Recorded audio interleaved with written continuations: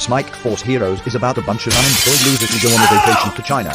Starring Toad, the team's official drug dealer, Shadow the Hedgehog, Liz, who is wanted in 37 countries for tax evasion, Bull, the serial arsonist, and Jenkins, some blue idiot who can't pay his crap mortgage.